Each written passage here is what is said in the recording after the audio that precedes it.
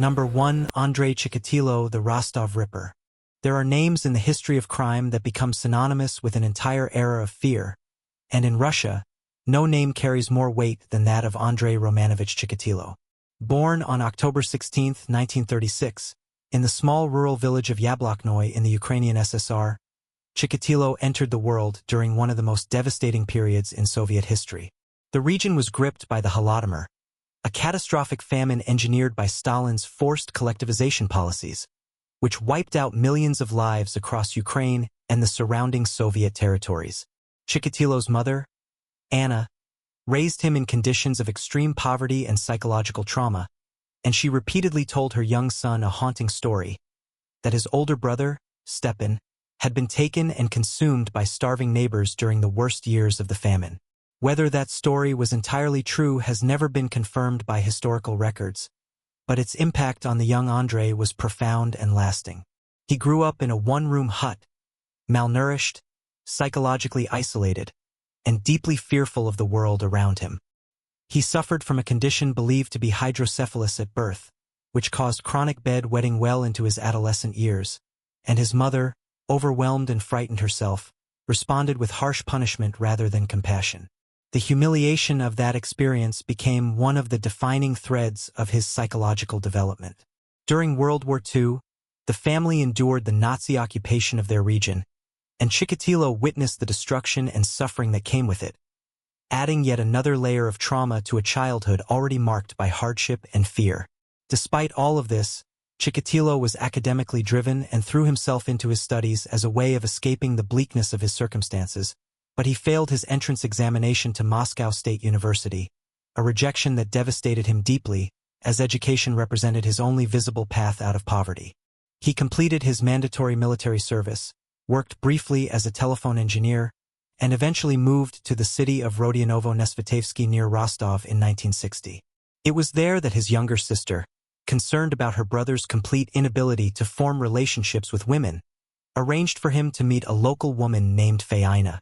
The two married in 1963, and despite significant personal difficulties that would have suggested otherwise, they went on to have two children, a daughter named Ludmila, born in 1965, and a son named Yuri, born in 1969.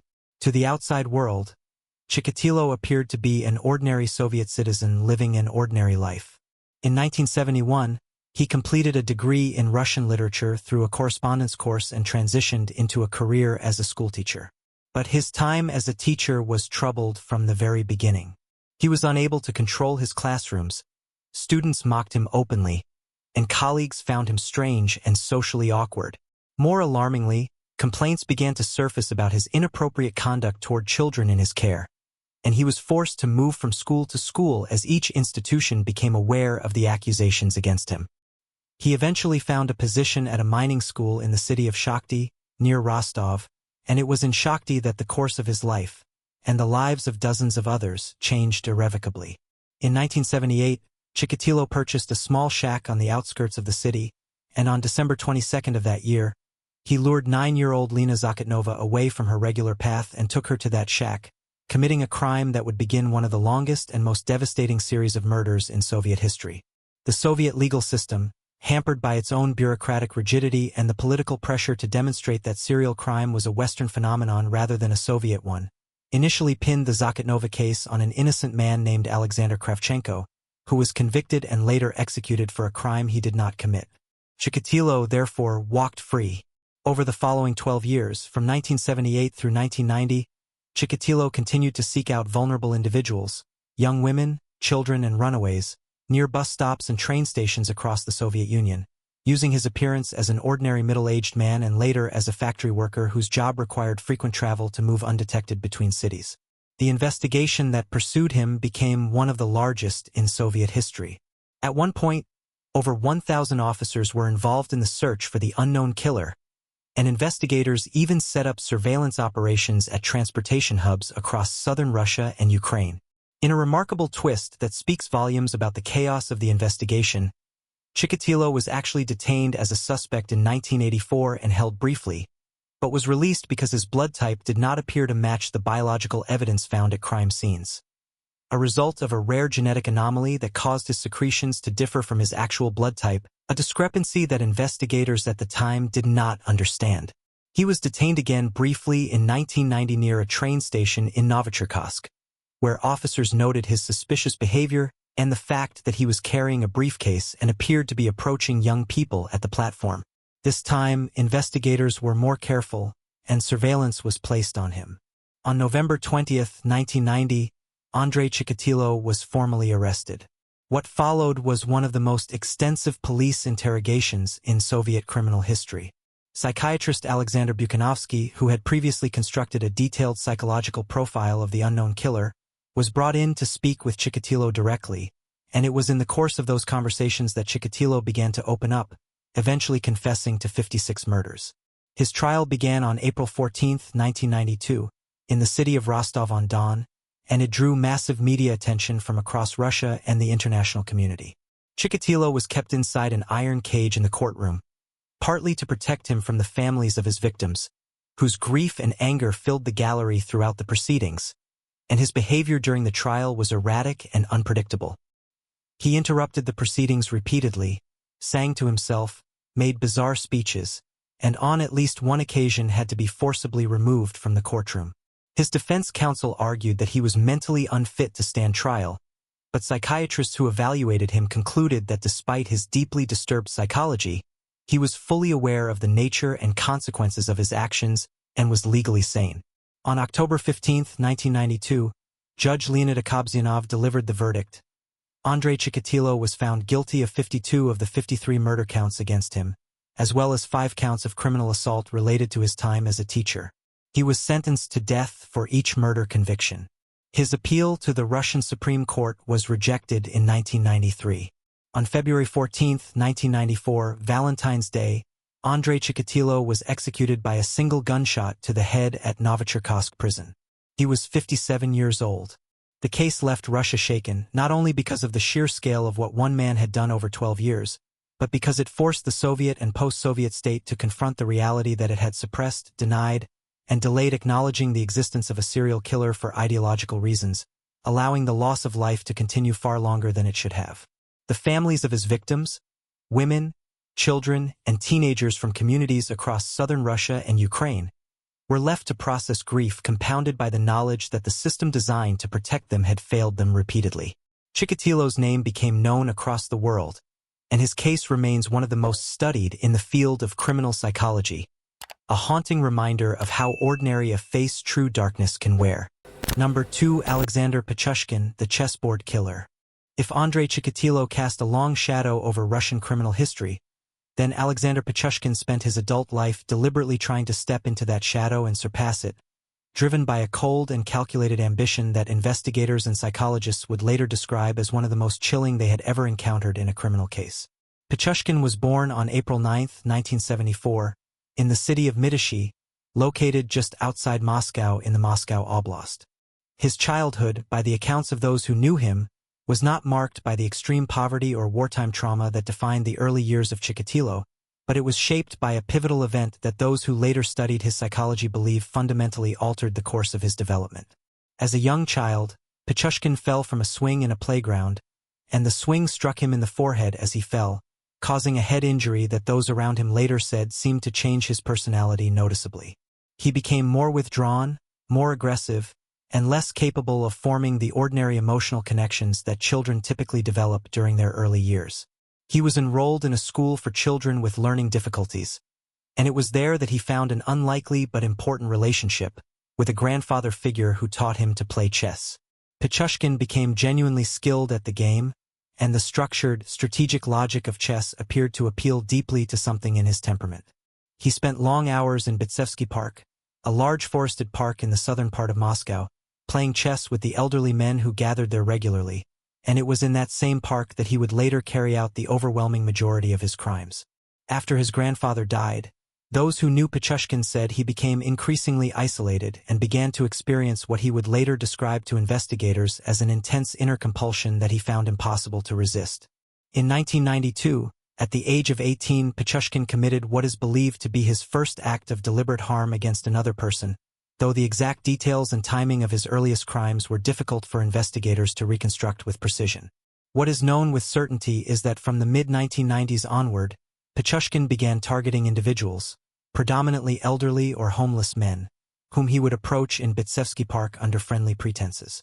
He would introduce himself warmly, suggest they share a bottle of vodka together as a toast to a dog he claimed to have buried in the park, and then lead them to a secluded area where he would attack them.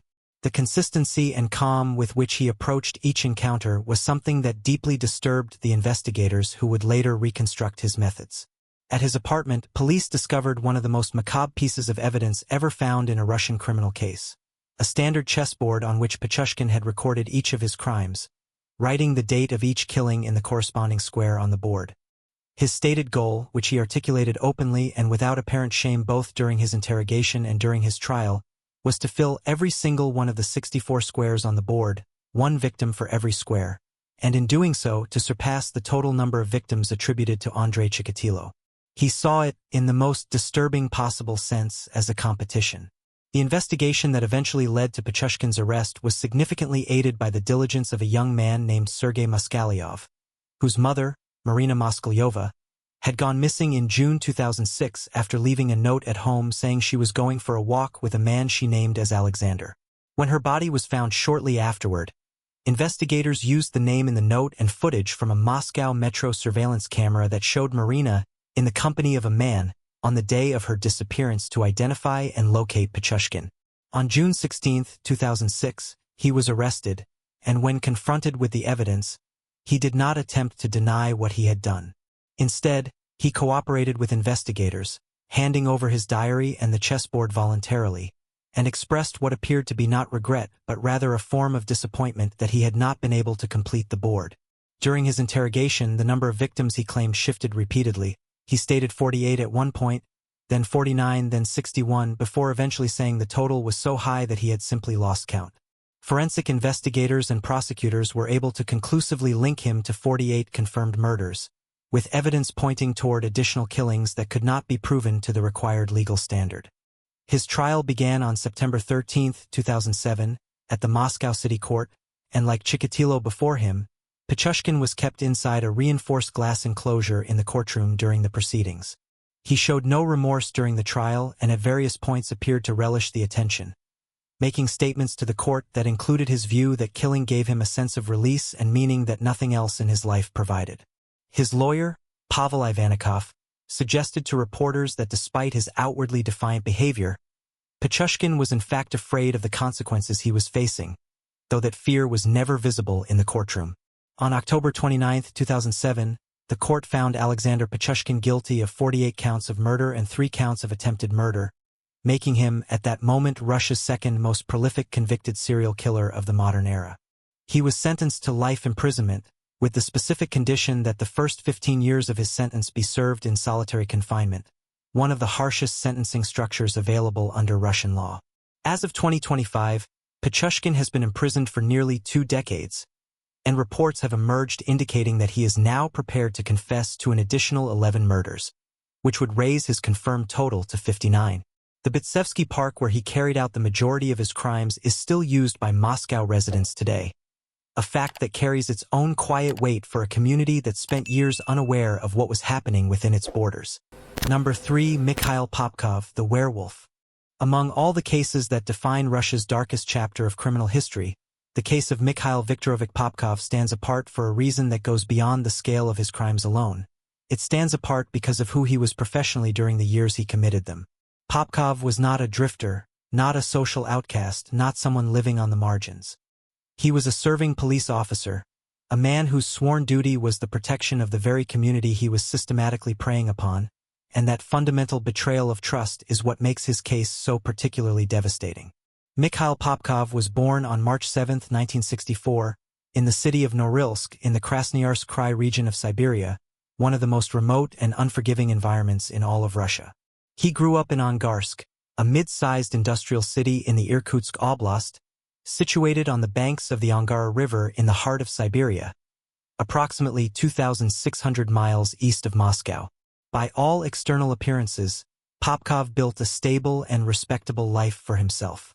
He joined the Soviet and later Russian police force in 1986, worked his way into positions of responsibility, was praised by his superiors for his fitness and his dedication, and even received commendations that included recognition for shooting a criminal in the line of duty. His colleagues described him as a model officer. His wife, Elena, whom he had married, described him publicly as a devoted husband and father. His daughter stated in interviews that he was the best father she had ever known. None of them, in all the years that the crimes continued, had any idea of what Popkov was doing during his off-duty hours. Beginning in 1992, Popkov developed a pattern of behavior that he would maintain, with brief interruptions, for nearly 2 decades. He would finish a shift or take time off duty, get into his vehicle, sometimes the police patrol car he was authorized to use, and drive through the streets of Angarsk and the surrounding area late at night, looking for women who were alone. He would offer them rides home, presenting himself as a trustworthy authority figure in uniform, and most of the women he approached accepted, because why would they not trust a police officer? Once he had driven them to an isolated location outside the city, a forest road, a cemetery, the shoulder of a remote highway, the situation would change entirely. His victims ranged in age from 16 to 40, and included teachers, shop assistants, civil servants, mothers, and women who had simply been out late and accepted what seemed like a safe offer of transport home. All but one of his confirmed victims were women. The single male victim was a fellow police officer whom Popkov gave a ride to one evening and took into a forest. The sheer breadth of his activity went undetected for years, in part because Angarsk during the 1990s was a city consumed by the chaos of the post-Soviet economic collapse, a period in which crime rates across Russia surged dramatically and investigative resources were stretched to their breaking point. Bodies that appeared in the forests and roadsides around Angarsk were initially attributed to the general lawlessness of the era. It was not until investigators began to systematically analyze the cases and notice the consistent patterns, the locations, the demographics of the victims, the nature of the evidence, that the possibility of a single organized perpetrator began to take shape. DNA evidence eventually became the key tool that investigators used to build their case, and on June 23, 2012, after DNA analysis conclusively linked Popkov to the crimes, he was arrested. He was 48 years old at the time of his arrest and had been working as a private security guard after leaving the police force in 1998. When confronted with the DNA evidence, Popkov chose not to deny his involvement. He confessed to 22 murders and was convicted of those killings in 2015, receiving a sentence of life imprisonment. But the investigation did not stop there. While serving his sentence, Popkov continued to cooperate with investigators and confessed to dozens of additional murders, leading to a second trial in the city of Irkutsk. In December 2018, a court found him guilty of 56 additional murders committed between 1992 and 2007, adding a second life sentence to his existing one. As recently as 2025, Popkov has continued to confess to further killings, with his confirmed victim total now standing at 87, and investigators suspecting the true number may be higher still. When asked during one of his recorded interrogations how he was able to lead what appeared to be a completely normal family life while simultaneously committing these crimes, Popkov offered a response that investigators found deeply unsettling in its clarity. He told them that he had always lived 2 separate lives. In one, he was an ordinary man, and in the other, he committed murders. The case prompted significant discussion within Russian law enforcement and society about the systems of accountability and oversight within police institutions, and about how a serving officer was able to operate without detection for such an extended period of time. Number 4. Tamara Samsonova, the Granny Ripper. There are criminal cases that challenge the assumptions people carry about who is capable of extreme harm, and the case of Tamara Mitrofanovna Samsonova is one of the most startling examples of such a case in Russian criminal history. Samsonova was born on April 25, 1947, in the city of Uzur in the Krasnoyarsk Krai region of Siberia. She was educated at the Moscow State Linguistic University and spoke multiple languages fluently, presenting throughout her adult life as a cultured, well-read, and intellectually engaged woman. She worked various jobs over the course of her life and eventually settled in St. Petersburg, where she lived in an apartment that she shared at various points with her husband and later with tenants she rented rooms to. In 1971, she married a man named Alexei Samsonov, and for many years the couple lived what appeared from the outside to be an unremarkable life. But behind the closed doors of their apartment, the relationship was deeply troubled, and at some point around the year 2000, Alexei Samsonov disappeared. Tamara reported to police that her husband had simply left her, and without evidence to suggest otherwise, the matter was not investigated further. What investigators would later come to believe, based on the diary that Samsonova maintained throughout her life, was that Alexei had not left at all. Among the tenants who lived in Samsonova's apartment in the years following her husband's disappearance was a man named Sergei Potanin, a 44-year-old resident from the city of Norilsk. In September 2003, following a quarrel between the two, Potanin was killed. Once again, no suspicion fell on Samsonova, and years passed. She continued to live in the apartment, to rent out rooms, and to maintain her outward appearance as an elderly woman of culture and refinement. She kept a detailed personal diary throughout this entire period, writing in Russian, German, and English on different pages, and those diary entries would eventually provide investigators with one of the most comprehensive self-documented accounts of criminal behavior in the history of Russian law enforcement. The case that finally brought Samsonova to the attention of authorities began in July 2015, when a couple walking their dog near her apartment building in St. Petersburg made a disturbing discovery: a large plastic bag containing the partial remains of a person who had been cut into pieces. Surveillance cameras mounted around the building had captured footage of an elderly woman making multiple trips in and out of the building carrying heavy bags and a large cooking pot over a period of several days, and that footage was clear enough to allow investigators to identify her.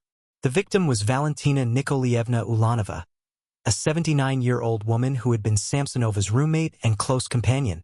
Samsonova was arrested on July 27, 2015, and when investigators searched her apartment, they discovered the diary, which contained entries describing not only the killing of Ulanova but references to additional individuals who had died by her hand over the preceding decade and a half. She made no attempt to hide what she had done and cooperated openly with investigators, confirming the details of multiple deaths and expressing what appeared to be complete emotional detachment from the enormity of what she had confessed to. Psychiatric evaluations conducted during the investigation concluded that Samsonova was suffering from a severe mental illness. She had been hospitalized in psychiatric institutions on 3 previous occasions during her life and had a history consistent with schizophrenia.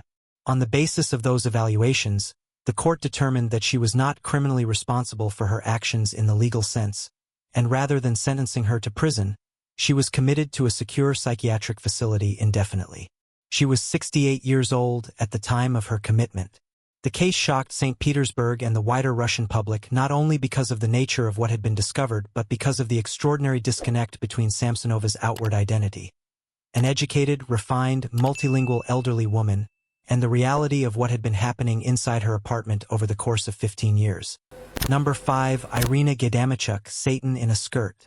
The case of Irina Viktorovna Gaidamichuk is one that Russian law enforcement officials and criminologists have studied extensively in the years since her arrest, because it represents something that investigators at the time struggled to reconcile with their existing assumptions about criminal behavior: the reality that a woman, a wife and mother, was responsible for a sustained and systematic series of crimes against the most vulnerable members of her community.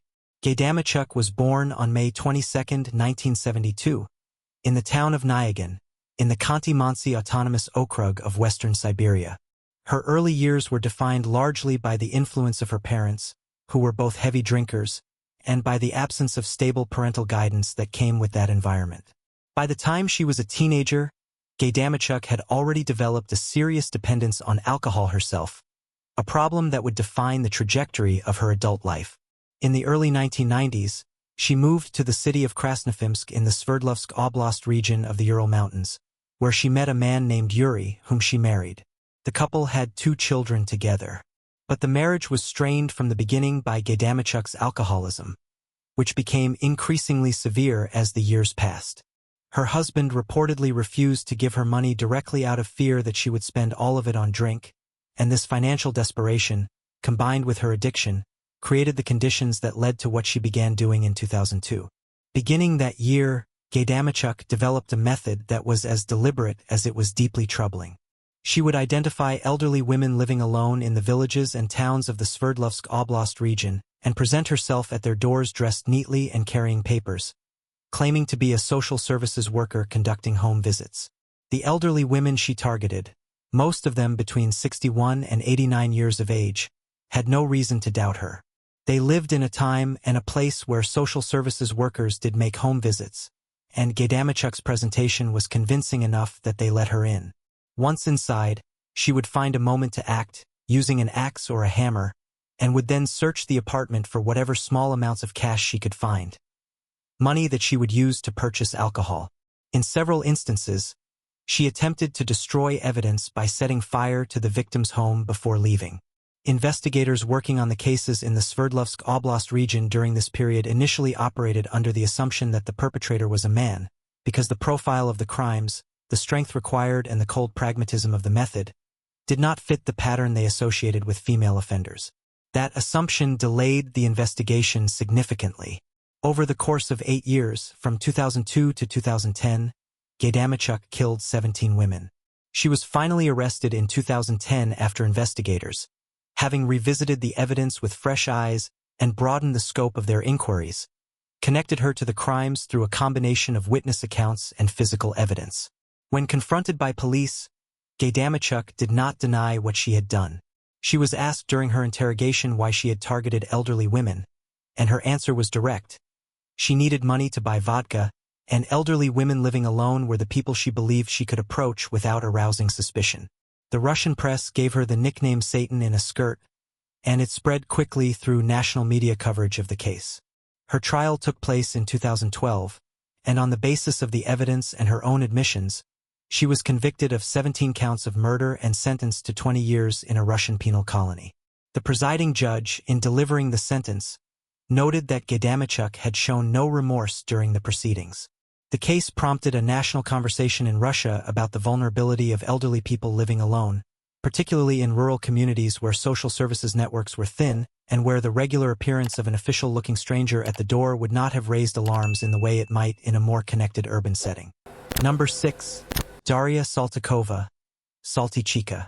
To understand the full breadth of Russian criminal history, it is necessary to look beyond the modern era and examine the case of a woman whose crimes were committed more than 2.5 centuries ago, yet whose name has never been forgotten. A woman whose story represents not just individual wrongdoing but a systemic failure of justice that lasted for years before it was finally addressed. Daria Nikolaevna Saltykova was born on March 11, 1730, into a wealthy and well-connected noble family in Moscow. Her maiden name was Ivanova, and her family moved in the highest circles of Russian aristocracy, maintaining connections to some of the most powerful dynasties in the empire, including distant associations with the Tolstoy family and the Musin Pushkins. At approximately the age of 20, Daria married Gleb Alexeyevich Saltykov, an imperial officer whose family had close ties to the Romanov court. His brother, Count Sergei Vasilievich Saltykov, was known to history as the first lover of the woman who would become Catherine the Great. The marriage appeared stable on the surface, and nothing in Daria's early life suggested the darkness that would follow. But when Gleb Saltykov died in 1762, leaving Daria a widow at around the age of 26, something in her appears to have fundamentally changed. She inherited vast estates and property across the Moscow region, including a beautiful country estate called Troitskoy near the city of Podolsk, and with that inheritance came control over more than 600 serfs, bonded peasants who, under the laws of Imperial Russia, were essentially the property of the landowner. The legal and social structure of 18th-century Russia gave landowners extraordinary power over their serfs, including the power to punish them physically, and it was this power that Daria Saltykova began to exercise in ways that went far beyond anything that the law, even the permissive law of the time, could be interpreted to sanction. Her crimes began, according to the historical records that survived, with acts of punishment directed at female house serfs. Young women and girls who worked in her household and who she accused, often without any factual basis, of performing their duties inadequately. What began as punishment escalated over the years into something that no legitimate authority could have countenanced, had that authority been willing to act. Female serfs were subjected to severe mistreatment, and when they died as a result, Daria Saltykova used her connections to the local authorities, connections maintained through bribes and the inherent deference that 18th-century Russian officialdom showed to wealthy nobles, to ensure that the deaths were recorded as accidental or attributed to illness. The serfs themselves had virtually no legal standing to complain, and those who attempted to bring grievances forward found their petitions suppressed, ignored, or actively redirected back to Saltykova herself, who then punished the complainants. It was not until two serfs named Savily Martinov and Yermolai Ilyanov managed to circumvent the local authorities entirely and bring their petition directly to the Senate in St. Petersburg, and from there to Empress Catherine II herself, that the matter received the serious attention it required. Catherine, who had come to power committed to the idea of demonstrating the rule of law, ordered a full investigation. The investigation lasted 6 years, from 1762 to 1768, during which investigators collected testimony from surviving witnesses and examined the records of deaths that had occurred on Saltykova's estates. The findings were staggering. Investigators confirmed that at least 38 people had died as a direct result of Saltykova's actions, though the total number suspected was far higher. Estimates in the historical record range from 100 to as many as 139 deaths.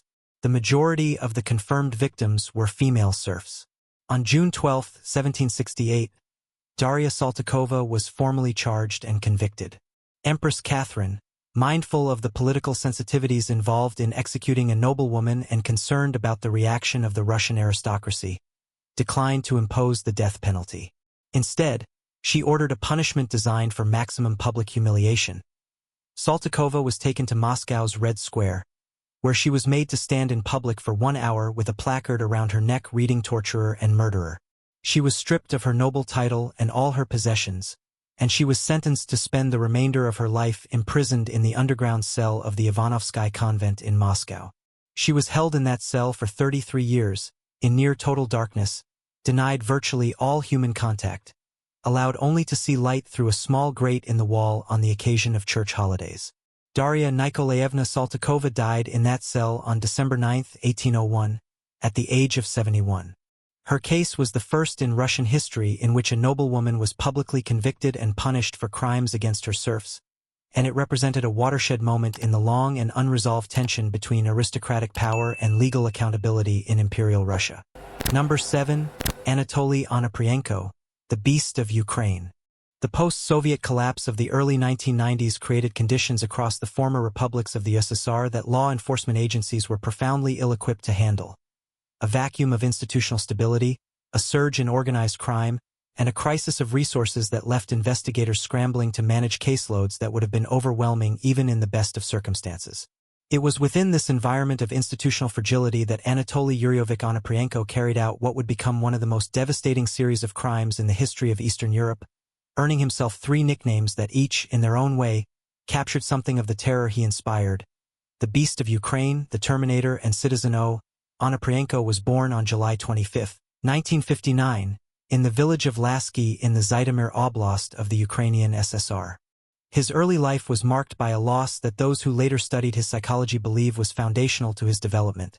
When he was 1 year old, his mother died, and rather than raising both sons together, his father kept Onoprienko's older brother, Valentine, at home and placed Anatoly in a state orphanage. The fact of that abandonment, of knowing that his brother had been kept while he had been given away, was something that Onoprienko referenced repeatedly during his interrogation, expressing a hatred of family life and family bonds that investigators believed was directly connected to the nature of his crimes. He grew up in state care, studied forestry, and by his own account spent his young adult years feeling disconnected from the society around him.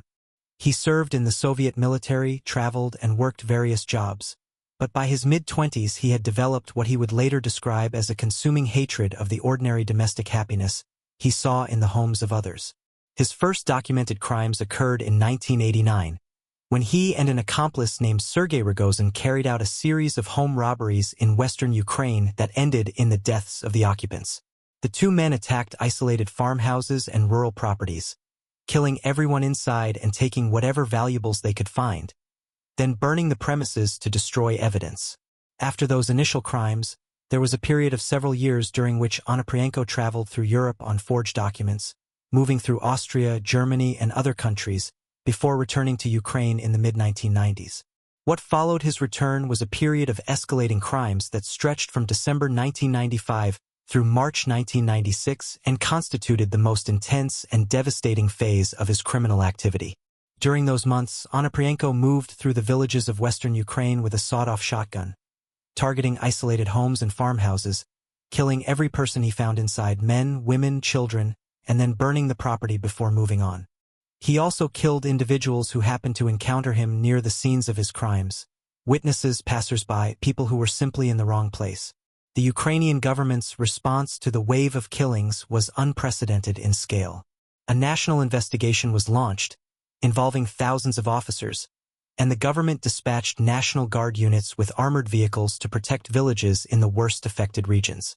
The fear that had settled over rural western Ukraine during those months was unlike anything the region had experienced in the post-war era.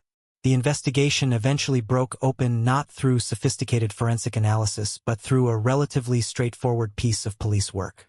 Onoprienko had been staying with a relative named Pyotr Onoprienko, and when local officers in the town of Yavoriv received a tip and went to search the premises, they found Onoprienko there along with weapons and items taken from the homes of his victims. He was arrested on April 16, 1996, and taken into custody. During his interrogation, Onoprienko confessed to 52 murders. He did not express remorse. He described his victims without emotion and made statements that suggested he felt a profound indifference to the human lives he had ended, at one point claiming that he had heard inner voices commanding him to kill, a claim that psychiatrists later evaluated and largely dismissed as a calculated attempt to establish an insanity defense. The trial did not begin until November 1998, partly because Ukrainian law required defendants to personally review all evidence against them, and the case against Onoprienko comprised 99 volumes of documentation. He was convicted of 52 murders and initially sentenced to death. However, Ukraine had entered the Council of Europe the previous year and was consequently required to abolish capital punishment, and Onoprienko's sentence was commuted to life imprisonment. He was held in Zhytomyr prison, where he died on August 27, 2013, at the age of 54, from heart failure. His case remains one of the most extensively documented mass murder investigations in European criminal history. Number 8. Vasily Komarov, the Wolf of Moscow.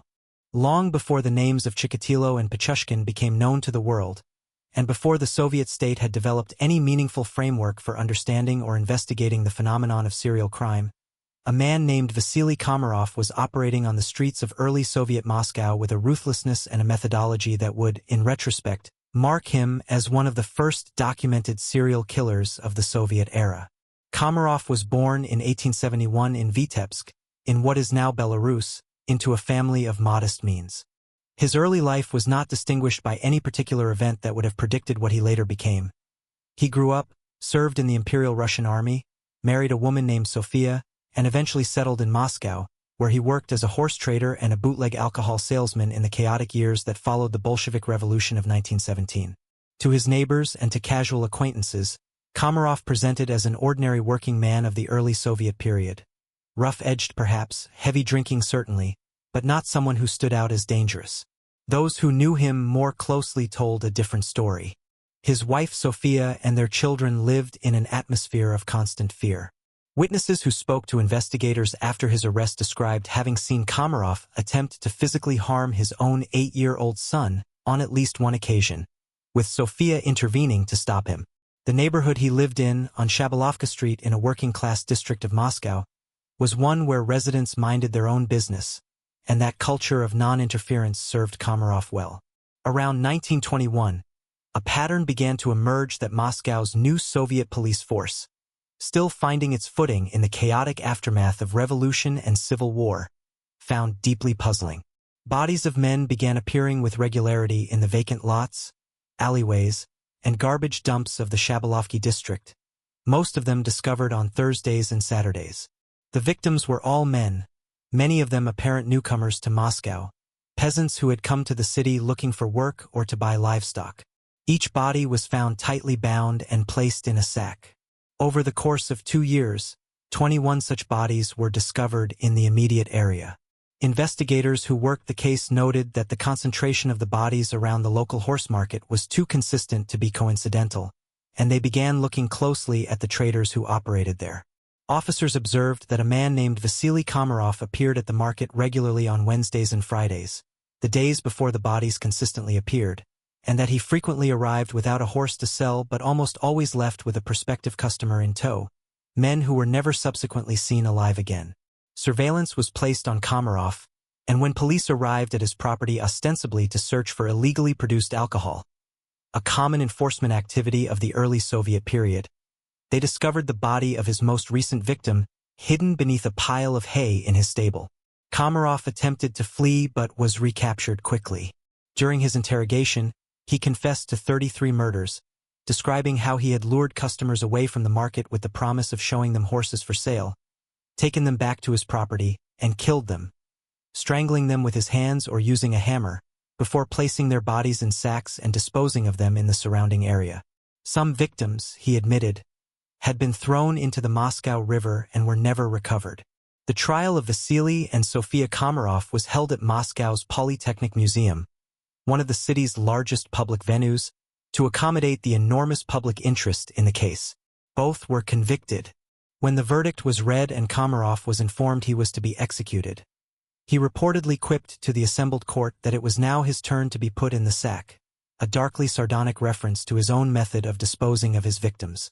Both Vasily and Sofia Komarov were executed by firing squad on June 18, 1923.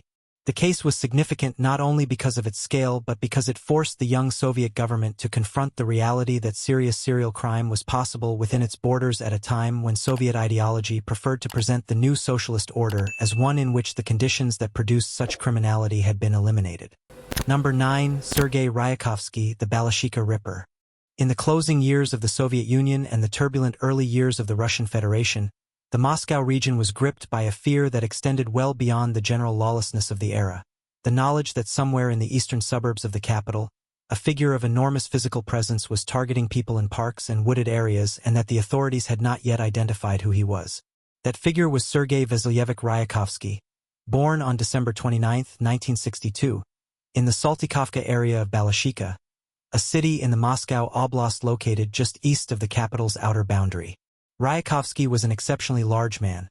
He stood 6 feet 6 inches tall and weighed approximately 280 pounds, and his sheer physical presence was something that would later earn him the nickname the hippopotamus from the Russian press, though it was his other nickname, the Balashikha Ripper, that captured the nature of the fear his crimes generated. His early life offered few obvious warning signs of what was to come, at least in the way those warning signs are typically understood. He grew up in the Balashikha area, attended school, and appeared to function within the ordinary social structures of Soviet life. But beneath the surface, Ryakovsky was struggling with deep psychological difficulties that he neither fully understood nor received any meaningful help to address. He made attempts to assault elderly women in 1982 and was subsequently arrested and sentenced to 4 years in prison for those offenses. His time in the Soviet prison system, by his own account given during his later interrogation, was deeply traumatic and intensified rather than resolved the psychological difficulties he carried. He was released after serving his sentence, and it was after that release that his crimes began to escalate in a way that would ultimately claim 19 lives. On June 19, 1988, Ryakovsky committed his first confirmed murder, targeting a man in Bitsa, a village on the outskirts of Moscow. Over the following 5 years, he carried out a series of killings across the Moscow area that targeted a diverse range of victims: elderly women, homeless men, teenagers, and individuals he encountered in parks and wooded areas. His method was primarily strangulation, using either his bare hands or a rope, taking advantage of his exceptional physical size and strength, and in some cases he also used a screwdriver or a knife. After his victims died, he would rob them of their belongings, which he sold or used for his own needs. Investigators working the cases during this period were confronted with a profile that was unusually difficult to pin down because of the diversity of the victims and the locations of the crimes, which were spread across a wide geographic area of the Moscow Oblast. The breakthrough in the investigation came through patient and methodical police work. During a search of an area where several of the crimes had occurred, investigators found a small shack that appeared to have been deliberately prepared. It contained a noose fixed to the ceiling, suggesting that whoever used it was planning future activity. Officers decided to establish surveillance at the location and wait. On April 13, 1993, Ryakovsky arrived at the shack and was arrested by the waiting officers. Despite his enormous physical presence, He offered no resistance whatsoever. He later told investigators that the sight of the weapons carried by the officers caused him to freeze completely. During the subsequent interrogation, Ryakovsky cooperated fully with investigators, accompanying them to crime scenes and providing detailed descriptions of each incident. He confessed to 24 killings in total, though prosecutors were able to build an evidentially sufficient case for 19 of those admissions. Psychiatric evaluations conducted by specialists from the Moscow Serbsky Institute concluded that Ryakovsky was legally sane and fully responsible for his actions, despite the presence of significant psychological abnormalities in his profile. His trial began in April 1995, and in July of that year he was convicted of 19 murders and sentenced to death. After the verdict was read, Ryakovsky made a statement to the court that was widely reported in the Russian press. He said simply that he would be back. In 1996, Russia imposed a moratorium on executions, and Ryakovsky's death sentence was commuted to life imprisonment. He was transferred to a maximum security penal colony designated for lifers, where he died of untreated tuberculosis on November 12, 2007, at the age of 44, having served 12 years of his sentence. Number 10. Nikolai Dzumagaliyev Medal Fong. The final case in this account of Russia's most disturbing criminal figures takes us into territory that even the most experienced investigators found difficult to process. Not simply because of the number of victims or the length of the criminal career, but because of the particular nature of what Nikolai Dzumagaliyev did and because of the extraordinary sequence of events that followed his first arrest, including an escape from custody that sent shockwaves through law enforcement across the Soviet Union and its successor states. Nikolai Dzumagaliyev was born in 1952 in the village of Uzunagach, near the city of Alma-Ata in what was then the Kazakh Soviet Socialist Republic, the territory that is now the independent nation of Kazakhstan. His family background was mixed, with a Kazakh father and a Belarusian mother, and by all accounts his childhood was unremarkable in the ways that would later seem significant in hindsight. He was the fourth of 5 children, completed his schooling, undertook mandatory military service in the Chemical Defense Corps at Samarkand and Otar, and then spent several years after his service traveling through the Urals, Siberia, and the Murmansk region taking various jobs. Those who encountered him during this period of his life described him as an educated, quietly spoken, and well-dressed young man who carried himself with a certain dignity. One physical detail, however, made him distinctive as a young man. He had lost several front teeth in a fight, and rather than conventional dentures, he had been fitted with teeth made from white metal. That detail would later give him the nickname by which he became known in the Soviet press and in criminal history, Medal Fong. He returned eventually to the Alma-Ata region and settled in Uzunagach. In 1979, he began a series of crimes that targeted young women in the area surrounding the town. He would approach women near rivers and in public areas, engaging them in conversation and using his calm and seemingly educated manner to establish trust, before leading them to isolated locations where he would use an axe to end their lives. What happened after the deaths, the cannibalistic acts that Dzumagaliyev carried out on his victims, was something that investigators, when they eventually discovered it, found deeply disturbing even by the standards of the cases they routinely handled. He stored portions of his victims in his home, and on at least some occasions prepared meals using their remains. Whether he served those meals to others who visited his apartment, as some accounts have suggested, or whether he consumed everything himself, as he insisted during his interrogation, has never been definitively resolved. The case first came to the attention of authorities in December 1981, when 2 men who had been invited to Dzumagaliyev's apartment for a social gathering went into the kitchen and discovered what was unmistakably a human head. They fled the apartment immediately and reported what they had found to police. By the time officers arrived, Dzumagaliyev had escaped from the premises. He was located and arrested the following day at the home of a relative. He was charged with 7 murders, the cases for which investigators had assembled sufficient evidence, though the suspicion at the time and the belief of those who have studied the case since is that the true number of his victims was considerably higher. Psychiatric evaluation concluded that Dzumagaliyev was suffering from schizophrenia and was not criminally responsible in the legal sense, and rather than being tried in a criminal court and sent to prison, he was committed to a secure psychiatric facility in Tashkent, in the Uzbek SSR. The case might have ended there, consigned to the records of Soviet criminal psychiatry, except for what happened in 1989. While being transported between facilities, Zhumagalev managed to escape from custody. He was at large for 2 years, moving through the territory of the Soviet Union and, according to some accounts, potentially committing further crimes during that period, though none were definitively linked to him during his time as a fugitive. He was finally recaptured in 1991 in the Ukrainian city of Fergana. He was returned to psychiatric detention and has remained in institutional custody since that time, though the precise details of his current status have been difficult for outside observers to verify with certainty. The case of Nikolai Zhumagalev is one that sits at the intersection of criminal investigation, psychiatric medicine, and institutional failure, a case in which the systems designed to contain danger allowed that danger to escape and potentially continue for 2 additional years, with consequences that remain incompletely known.